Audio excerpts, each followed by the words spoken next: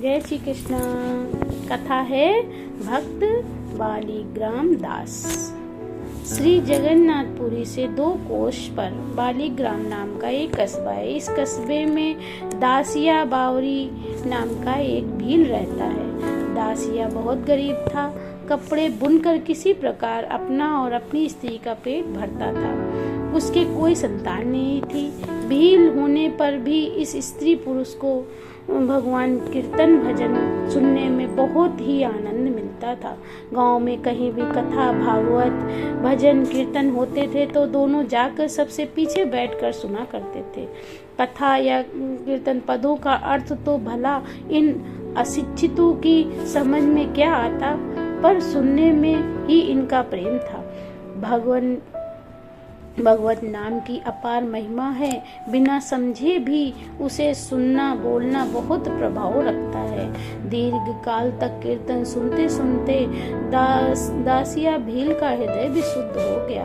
भगवान में उसकी रुचि हो गई। धीरे धीरे उसके मन में वैराग्य उदय हुआ। अब उसे खाने पीने की भी सुध नहीं रहती। मने भाव से ही वह घर के सब काम करता। उसे अब एक ही चिंता रहती, मैंने बड़ी नीच जाति में जन्म लिया है। मुझे भगवान की भक्ति क्या है यह भी मालूम नहीं। मेरा मनुष्य जीवन व्यर्थ गया।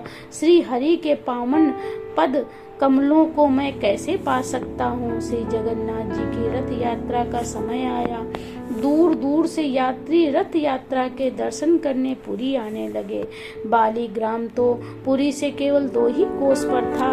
दासिया को इस बात के सोचने से ही बड़ा कष्ट होने लगा कि इतने समीप रहकर भी मैंने जगन्नाथपुरी रथ यात्रा के दर्शन नहीं किए। इस वर्ष दूसरे यात्रियों के साथ वह भी पुरी गया। रथ यात्रा के दिन विशाल रथ में बैठे उन श्री जगन्नाथ जी के दर्शन करके जो दिनों के एकमात्र सर्वस्व हैं वह आनंद सिंधु में डूब गया। वह भगवान के ध्यान में निर्मग्न हो गया। ध्यान में ही उसने भगवान के ज्योतिर्मय चतुर्भुज स्वरूप के दर्शन किए। अब तो दासिया के नेत्रों से धाराएं चलने लगी। दोनों हाथ उठाकर वह प्रार्थना करने लगा, प्रभु आपने जब दया करके मुझे दर्शन दिए हैं तब मैं अब पतित नहीं हूँ। इन नेत्रों से देखकर भी क्या कोई पतित रह सकता है। मुझ सरीखे पाप महापापी के भाग्य में आपके दर्शन कहाँ प्रभु। यह तो आपकी ही दया है मेरे स्वामी। अब मुझे अपना लो। मेरे पाप ताप सदा के लिए दूर कर दो। अपनी गोद में मुझे बिठा लो। रक्षा करो नाथ।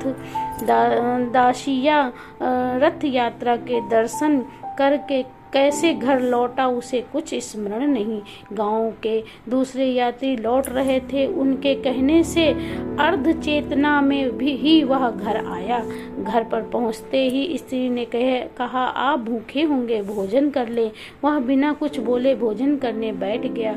उसकी स्त्री ने हड़िया में भात बनाया था। उसी पर सब्जी रख कर उसने पति के सम्मुख रख दिया। भोजन करने के बदले दासिया उस हड़िया को ध्यान से देखने लगा। उसे हड़िया का लाल रंग, भगवान के नेत्र, भगवान की रत्न आंखें जान पड़ा।